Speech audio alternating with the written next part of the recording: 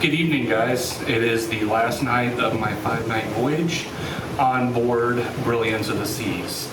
So as time has come, it is time to do my review of what was good, what could use improvement, what I enjoyed, what you might enjoy.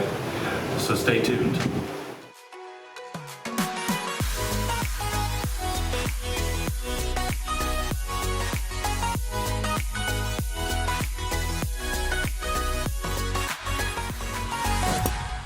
So when we got to port, everything went smoothly. A little backstory. Unfortunately, our flight to Tampa got canceled.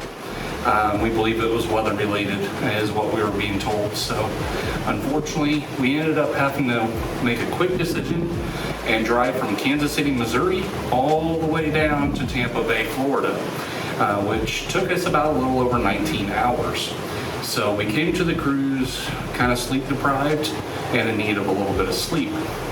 That being said, that's going to foreshadow a few things later that I talk about that I think went really well on this cruise. So first I want to start off the embarkation process. As long as you have your paperwork in good order, you're going to be able to get on the ship pretty quickly. If you don't, it might delay you. You're going to need your COVID test that you took within, I think it's 48 hours prior to departure. You're going to need your vaccine card if you're old enough. I believe if you're over 12 years old, you have to have your vaccination card with at least 2 vaccines. I personally have my third, so that wasn't a problem for us. And my son was vaccinated, so they did check his vaccination card. He did not have to take a COVID test at the port. He was able to do that just with the one before, so that helped speed things along. From that point, we went inside. We got into line where they took our picture for ship security purposes, and then we were checked onto the ship and essentially walked right on. It took us about 15 minutes from the parking lot all the way on board the ship, so that was very nice. Once we got on the ship, of course, it is a little bit older of a ship. I believe it was built in the early 2000s, if I stand correctly. That being said, there was a few things that I did notice. Around the pool areas, you do see a little bit of rust here and there. Nothing that's off-putting, but something that you may notice as you get on the ship. Also, just kind of looking through, it's a smaller ship. It's not one of the big monster of ships that we see today. It's probably about 2,300 passengers. Fits about 1,000 crew. On this voyage, we had about 2,000 passengers and about 900 crews. So definitely a little smaller than, like, let's say your Oasis class from Royal Caribbean, which fits about 6,400 at double berth. So nice thing though, being a smaller ship, it is very easy to navigate. I think most of the main elevators go to the 11th deck, which of course is your pool deck. There you'll find your Windjammer Cafe in the aft, and in the forward you'll have some of the workout areas. So just kind of you can easily get to anywhere you need in the ship.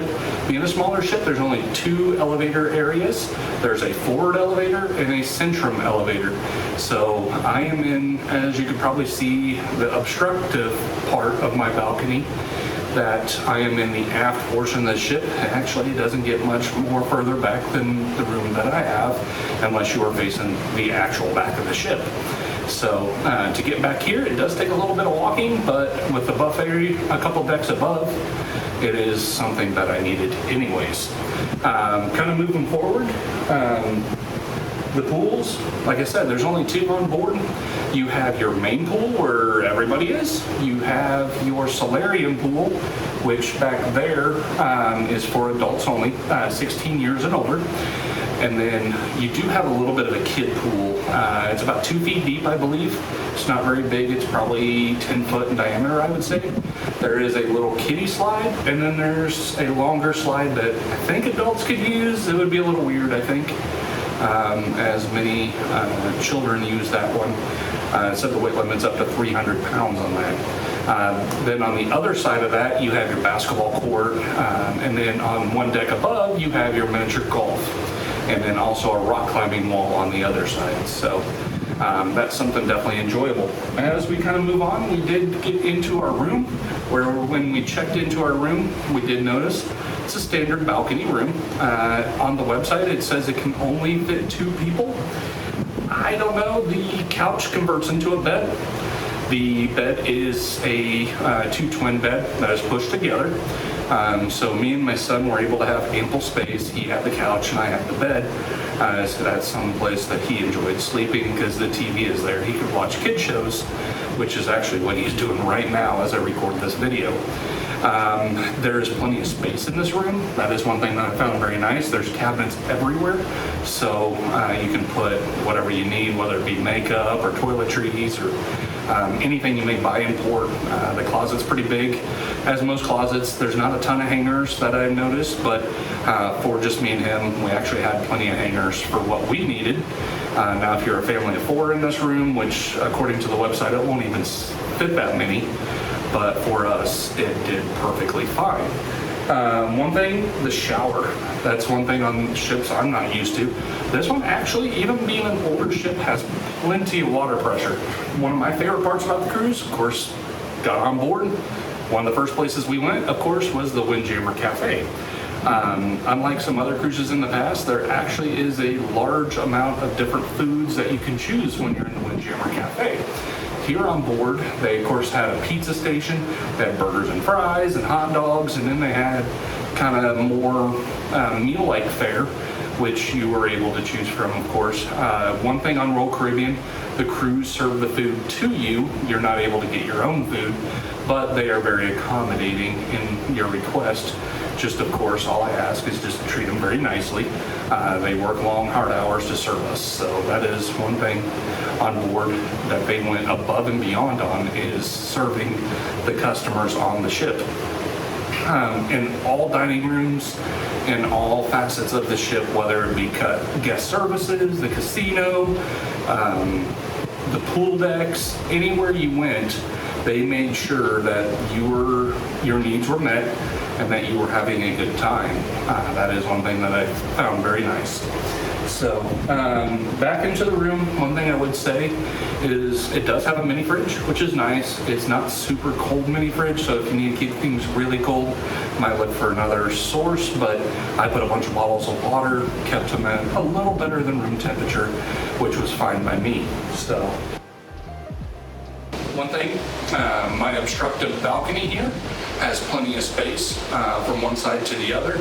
There's a lot of room back here. So the room itself is a normal size room. The balcony is a little bigger because you have this, what I'm gonna call bulkhead, that is kind of in the way that you can't really see back around, but you can definitely see towards forward of the ship.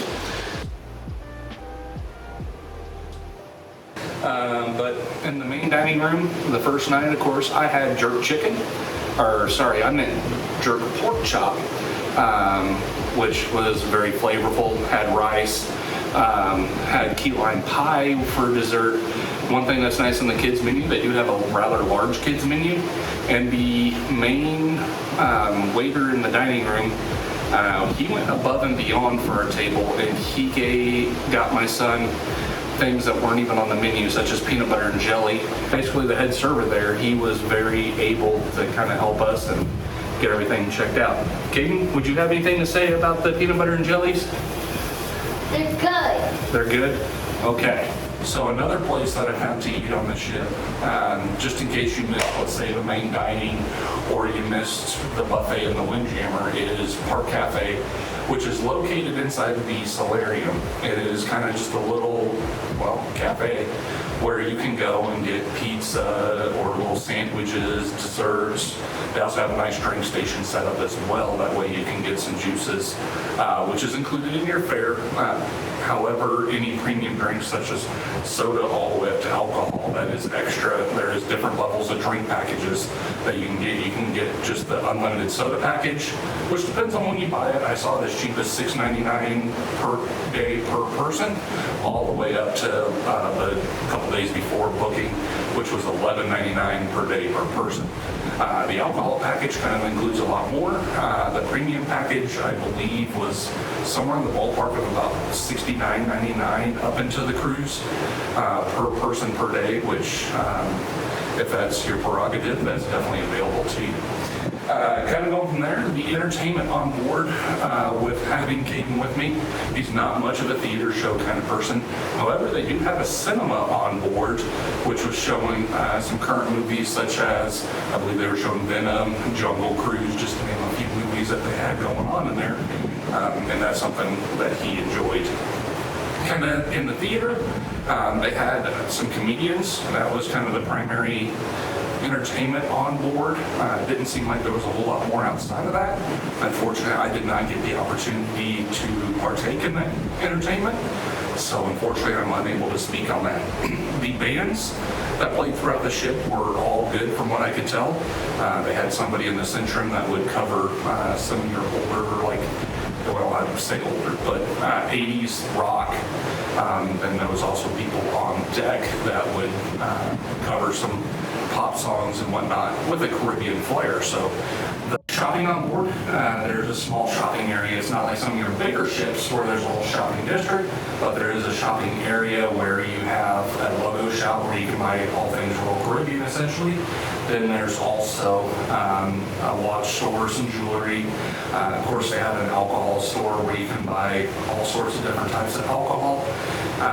And also some enormously large, like this big bottle stuff that is available. But there's one bottle that was about $99, and that was an option definitely there for you. Kind of moving along, best parts of the cruise. I mean, customer service definitely stands paramount to everything else on this ship. Whether it be somebody just kind of mopping the deck all the way up to senior officers on board, everybody went out of their way to make sure the guest was having a good time and make sure that their needs were met. Did not have a single problem with anybody on board. The only time I had a few issues, I would say, would be the main dining room. The lines to get in, one thing I noticed is those without reservations were tended to a little quicker than those with reservations.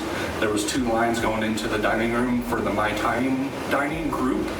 Those with reservations was about 4 times as long as without, and the without line kept moving, and the reservation line was kind of slow. So that's one thing that I would say probably needs some improvement. The second night I noticed wasn't as bad, third night, fourth night, and then tonight it kind of was that way again. So I'm not for sure if that's something they're working out. I'm not 100% sure about that, but that's the only downfall. Once you get inside, the staff went above and beyond. Whether it be you want something abnormal, you want a drink, you want whatever. It was your option. Like tonight, I'm not gonna lie to you, I had 2 desserts. I had a tres leche cake, and then also I had creme brulee, which were both really good in my opinion. Boarding process, of course, that I mentioned in the beginning of the video, it went really smooth. Kind of almost probably one of the faster boarding processes that I've ever been a part of. There was a cruise I went on a couple months ago. So with this being my 13th cruise, my 5th on Royal Caribbean themselves, I would say they did a phenomenal job on the boarding process. I've had times when I've boarded with cruise lines that you sit in like a waiting group and wait to board. It was not the case. It was check in, get on board, and you're good. So that was one thing that was very nice. Kind of going back to dining, I mean, everybody there was phenomenal, of course. The first night we were very sleep deprived. The main server, or the head server in the dining room, he would rush our food so we were able to get fed, and that way we can get some rest. He found out that we had a long drive, and he took very good care of us, and for that I am very thankful personally. That's something that means a lot to me. The pool area for the kids, That is something that I could think could use improvement. There is no real good places for adults to sit.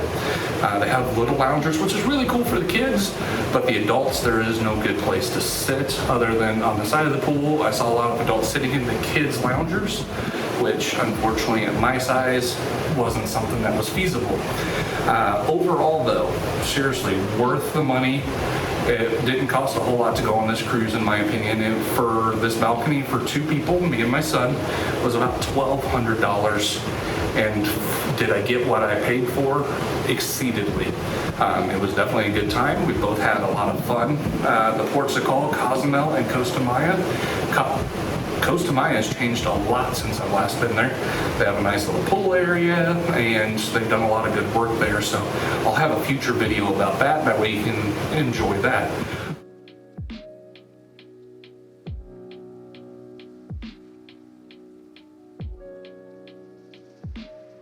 Kaden, what are your overall thoughts of the cruise? It's good. It's good? Yes. What was your favorite part? Swimming in the kids' pool. Okay. Did you meet a lot of friends in the kids' pool? Yeah. Who was your favorite friend? Lexi. Lexi? Okay. How was the kids' club? Good. Do you think it's something other kids would enjoy? Yeah. You would? What was your favorite part about the kids' club? We got to play hockey with a ball and a pool noodle. Okay. With a pool noodle? Yeah. Well, that sounds like fun. So, what was your favorite food on board? The pizza. You enjoyed the pizza? Yes. Okay. Well, is there anything else you want to tell my viewers? How about you tell everybody good night? Good night. Okay. But for now, I'm going to say goodnight from Brilliance of the Seas. And please, if you liked this video, please hit the like button. Also, it means a lot if you'd hit the subscribe button. It doesn't cost anything to show your support for my channel. I would love to take you guys on more future trips around the world. And as I like to say, in such a small world, travel's large. Good night.